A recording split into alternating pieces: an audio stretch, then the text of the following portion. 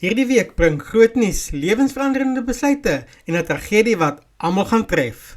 Dis Jacques van TV Praatjies. As jy nie hier is, druk daai intekenknoppie en kom saam vir nog spoilers, drama en ontledings. Maandag, 11 Augustus, seisoen 3, episode 181. Sanet en Fourie het nuus om te deel, is trouklokkies op pad. Wat dink julle? Is hulle 'n goeie paartjie? Letty vrees dat sy Penny gaan verloor. En Carla sukkel steeds met haar gevoelens. Gaan haar hart hierdie keer wen of laat sy Arno weer gaan? Dinsdag 12 Augustus, seisoen 3, episode 182. Juwan se aankondiging ruk Gys en Bianca.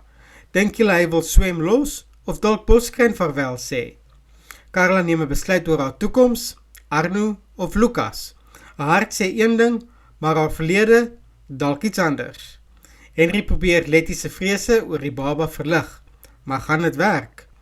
Woensdag, 13 Augustus, seisoen 3, episode 183. Bianca stuur 'n sterk boodskap aan Zelda. Gys is haar man, maar Zelda is nie iemand om mee te speel nie. Hier kom moeilikheid, met 'n hoofletter M. Gys hoor van Lucas se planne, gaan hy Boskyn verlaat, en Renée, haar rol raak al hoe kleiner.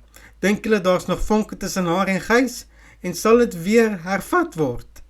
Ons sal maar net moet wag en sien. Anja raak al meer bekommerd oor Sanet. Wat is die rede daarvoor? Donderdag, 14 Augustus, seisoen 3, episode 184. Carla voel dat almal haar blameer vir Lucas se besluit. Mens kan seker nie die mense blameer nie, en ek dink veral Gys en Renée gaan nie baie gelukkig met haar wees nie. Maar op die ou ende is dit seker wie haar die gelukkigste gaan maak. Letty vra Sanet se hulp met Penny. Die familie maak gereed vir die herbekendstelling van die klub. Hierdie gaan een geleentheid wees wat niemand gaan moet misloop nie.